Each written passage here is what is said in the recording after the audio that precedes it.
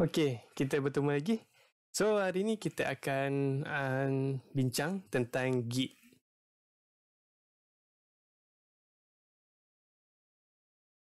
Okey, Git ni ialah version control system. Selalunya kita akan kaitkan dengan projek yang akan dibangunkan dalam satu tim. So, kira contohnya, satu tim ada 5 developer. Jadi, 5 developer ni, dia akan guna file yang sama dalam projek tu. Jadi, bila guna Git, kita tak perlu tunggu developer lain siap dulu, baru kita mula dengan download yang latest, ubah-ubah, upload, sebab tu developer lain baru boleh mula. Okay. Dengan Git, tak perlu dah buat macam tu. Sebab dia, kita setiap orang tu, dia boleh mula buat perubahan dekat projek tu. After that, bila dia push je, so sistem Git ni, dia akan merge ataupun ubah apa yang kita dah update saja. So, dia tak akan replace semua file lah dalam projek kita. Kalau macam kita tak guna Git, kita kena tunggu orang lain siap dulu, baru kita download latest code, sebab tu ubah-ubah, upload balik. Kalau macam kita tak download yang latest, kita upload, nanti dia terreplace dengan file yang dah diubah oleh developer lain. Okay, so kita akan tengok macam mana nak set up kita punya Git menggunakan provider GitHub. Okay, untuk kita gunakan Git ni, yang pertama kita mestilah download Git punya software dekat kita punya window. So macam saya dah ada, saya dah download. So dekat sini dia adalah Git CMD bash dengan GUI. Jadi yang first kali kita akan download Git. Bila dah download, lepas tu kita akan download Puttygen. So yang ni dia untuk generate kita punya SSH key. So SSH key ni akan digunakan untuk kita connection dengan kita punya repo dalam kita punya GitHub nanti. So yang pertama kena download Git, yang kedua Puttygen. Okay, selepas ni kita akan tengok macam mana kita nak generate kita punya SSH key. Okay, bila anda dah download dan install Puttygen ni, jadi jadilah dia punya UI dia. So untuk generate, kita cuma perlu tekan generate. Lepas tu dekat sini kita kena gerak-gerakkan kita punya mouse ni supaya dia akan run lah untuk dia generate. Jadi mouse kita ni diibarat sebagai dia punya orang panggil random key lah untuk dia generate SSH key tu. Okay, so sekarang kita dah ada. Okay, yang ni ialah public key kita. So untuk SSH key dia ada dua. Satu public key, satu private key. Private key kita dua-dua kita akan simpan ke dalam laptop kita, dan yang kita akan gunakan dalam GitHub nanti ialah public key. So kita akan tekan save.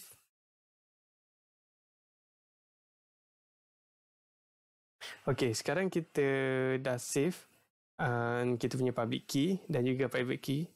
Yang macam yang lain-lain ni kita tak pakai yang default je.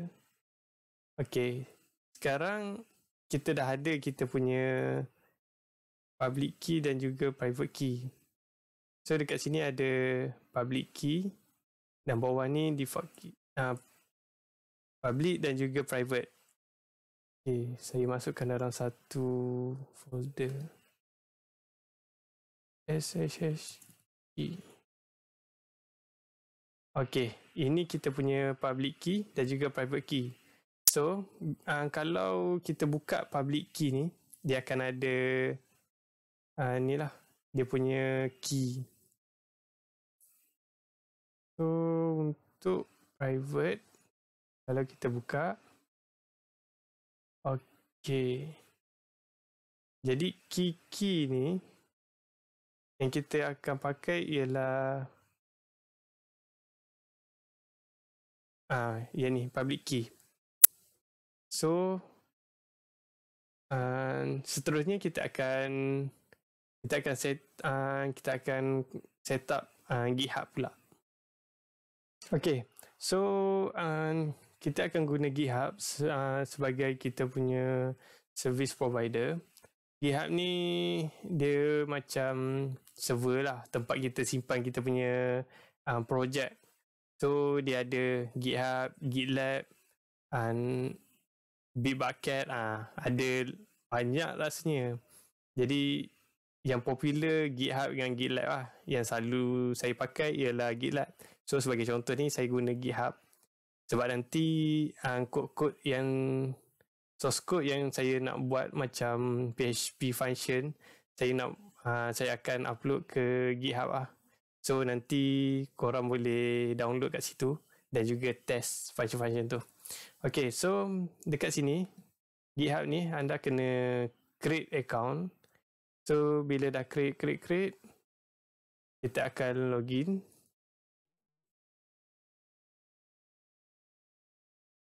Okay, kita dah login. Jadi saya tak ada lagi repository. So dia kosong macam ni lah. So dekat tepi ni akan ada, tepi sebelah kiri ni akan ada create repo. So yang pertama kita akan tengok macam mana nak set up kita punya SSH key yang kita dah buat tadi. Okay, so kita pergi ke profile, setting. Lepas tu sebelah kiri ni akan ada menu SSH and GPG keys. So kita klik ni, nanti akan ada tempat di mana kita nak upload ataupun untuk kita masukkan kita punya SSH key. So dekat sini saya dah pernah masukkan satu saya punya SSH key. So kita akan masukkan yang kita baru create tadi. Kita klik new. Okay, yang ni saya bagi nama home. So key ni kita akan ambil dekat sini. Okay ni. Yang dekat atas ni kita copy semua sampai bawah. Copy. Kita paste dekat sini. Dan kita add SSH key. Okay, sekarang kita dah tambah kita punya SSH key dekat GitHub kita. So dekat kita punya laptop ataupun kita punya PC, SSH key ni secara default dia akan duduk under kita punya C, user, nama laptop yang kita letak. Lepas tu ni akan ada .ssh. So dekat sinilah kita kena letak kita punya public ataupun private key lah. Kalau macam kita nak letak tempat lain, kita kena ubah dia punya configuration untuk dia punya, supaya dia boleh baca kita punya public key dan juga private key. Kalau tak, dia takkan dapat baca lah. So bila tak dapat baca, kita tak boleh nak buat connection kita punya PC dengan GitHub. Okay, so selepas ni kita akan tengok macam mana nak set up ataupun nak create repo. Selepas tu kita nak synchronizekan dengan project yang ada dekat PC kita. Okay, so SSH key kita dah masukkan, Git pun kita dah install. Sekarang kita akan create kita punya repo. So dekat atas ni ada simbol tambah atas sebelah kanan. So kita klik, lepas tu nanti akan ada new repository. Kita klik new repository, dia akan keluar macam ni. Jadi dekat sini kita akan create kita punya project. Sebagai contoh dekat sini saya tulis web_tutorial. Okay, so dia tanda right ni maksudnya nama ni tak ada orang guna lagi lah. Jadi okay, kita boleh ni kita letak nama projek kita, description dia apa. Public dengan private ni bermaksud kita punya repo ni boleh diakses secara public ataupun kita nak kita je yang boleh akses. Saya tak pasti dia boleh setkan orang-orang tertentu saja boleh akses ataupun tak. Kalau macam GitLab, kita boleh setkan. Rasanya GitHub pun boleh, tapi mungkin kena bayar lah kot. Yang tu saya tak explore lagi. So dekat sini kita boleh setkan lah public ataupun private. Jadi saya pilih private lah sebab yang ni testing kan. So kita klik create repo. Okay, sekarang kita dah create kita punya repo. So kita nak dia synchronize dengan projek yang ada dekat kita punya PC. Okay, yang pertama saya buka htdoc. Dekat sini saya tambah satu folder nama GitHub. Okay, dalam GitHub ni kita akan clonekan kita punya repo. So yang pertama saya copy dulu dia punya path dia. Yang pertama kita kena buka kita punya command prompt. Okay, sebab tu kita akan masuk ke directory yang kita dah create tadi, iaitu folder GitHub. Okay, bila kita dah masuk, kita run git init untuk initialize dulu. Sebab tu git clone. Okay, kita akan masukkan hash URL kita. Disebabkan kita dah upload hash key tadi, so bila kita run je kita punya git clone beserta URL hash kita, dia akan automatic boleh clone. Sebab dia dah connection tu sukses. Sebab dekat PC pun dia dah jumpa public key dan juga private key kita. Okay, so sekarang dia dah clone. Tadi saya buat folder GitHub saja. Sekarang dia automatic akan download kita punya web tutorial project daripada GitHub kita. So dekat sini dah ada dah web tutorial kosong. Masih kosong. Nanti kita akan tengok macam bila kita dah tambah folder file, macam mana kita nak push masuk ke kita punya repo. Okay, so dekat folder web tutorial kosong. Dekat kita punya repo ni pun kosong, masih tak ada apa. So yang pertama saya akan tambah file.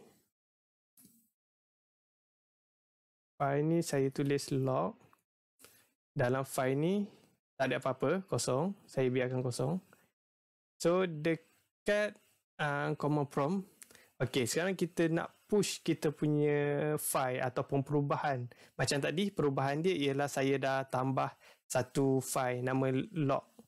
Okay, so perubahan ni kita nak push masuk kita punya GitHub ni. Jadi yang pertama kita kena masuk ke dalam kita punya project, cd ke nama folder kita web tutorial. Yang seterusnya kita tekan, kita masukkan command git add log.txt, iaitu kita punya ni lah file ni. Kalau macam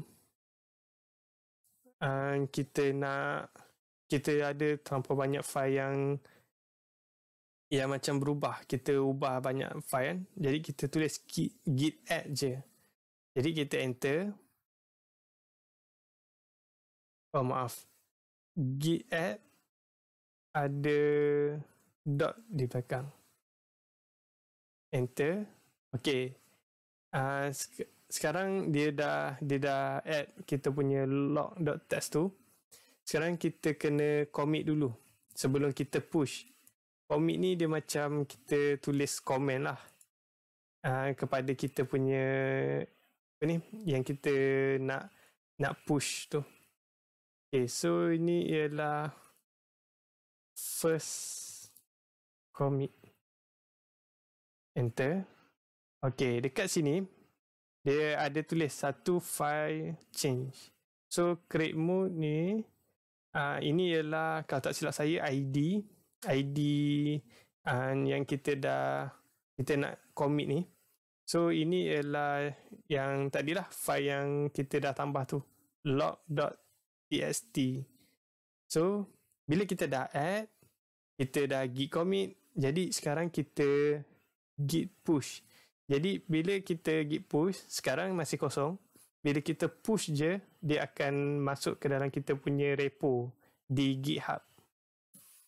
So kita type git push, saya tak ingat, -u origin master. Okay, -u origin master. Enter. Okay. So sekarang dia dah berjaya untuk push kita punya perubahan yang kita buat tu. Jadi dekat GitHub ni, bila kita reload, okay, kita dah ada satu file yang kita tambah tadi, log.txt. So bila kita masuk ke dalam log ni, dia kosong lah, sebab memang kosong, kita tak ada buat apa. So contohnya dekat PC punya log.txt, saya tambah test git connection. Saya save. Okay, saya dah save. So kalau tengok dekat sini, tak ada apa-apa. Kalau dekat sini saya refresh, dia masih kosong, dia tak ada line pun, tak ada byte, dia punya size pun masih kosong. Okay, so kita akan buat macam tadi, kita akan add kita punya perubahan, kita commit, sebab tu kita push. So yang pertama ialah git add dot git space add space dot, saya clearkan dulu, okay, supaya senang nak tengok. Git space add space dot, okay, lepas tu git commit /m second commit, enter. Okay, sekarang dia tulis satu file change, one insertion, iaitu ada penambahan lah dalam satu file tu. Sebab tu kita git push /u origin master, enter. Okay, dia sedang upload ke GitHub. So okay, kita tak ada error apa-apa, jadi itu bagus. Jadi bila kita refresh dekat sini, oh maaf, saya masuk ke log.txt. Okay, dekat sini dah ada kita punya yang test git connection tadi. Okay, so tu ialah cara macam mana kita nak create kita punya repo. Sebab tu kita nak synchronizekan dengan kita punya project dekat kita punya PC. Okay, jadi kan bila kita commit kan, kita masukkan kita punya comment ni. So kita boleh tengok kita punya commit tu dekat sini. Okay, saya klik kat code ni tadi. Sebab tu saya klik dekat commit ni. So dekat sini kita boleh nampak kita punya commit. Okay, yang first commit tadi, bila kita klik, dia akan keluar. First tadi ialah kita tambah log.txt. Lepas tu tak ada value apa dalam dia. So yang kedua, okay, dekat text ni kita ada tambah dia punya content dalam file tu. Okay, so commit ni, yang komen yang kita letak ni, pastikan yang senang untuk kita trace lah. Contohnya macam kita dah buat function upload file, so kita tulislah benda tu upload file. So nanti bila macam ada masalah ataupun kita nak reverse balik, kita boleh cari dekat mana yang kita buat function upload file tu. Okay, so itu saja buat hari ni. So ini basic setup untuk Git. menggunakan GitHub punya provider, service provider. Jadi Git ni dia meluas sebenarnya. Dia ada banyak. Saya pun tak habis explore. Dia ada kegunaan branch. So macam kita nak split kan, satu branch untuk production, untuk testing, untuk development. Jadi macam developer dia akan push Git ke development. Sebab tu nanti akan ada orang handle untuk masuk ke testing part punya branch dulu. Dia dah test semua okey, baru dia akan masuk ke production. Lepas tu kalau tak silap kita boleh push direct masuk ke production, kira kita punya server lah. Jadi tak perlu kita guna FileZilla ke untuk kita upload file ke server kita. Jadi dia memang kegunaan dia sangat bagus. Saya memang galakkan untuk guna. Jadi itu saja untuk Git. So harap anda dapat praktiskan dan dapat try untuk setup Git anda sendiri. Jadi sampai di sini dulu video saya. Jangan lupa like dan share. Terima kasih.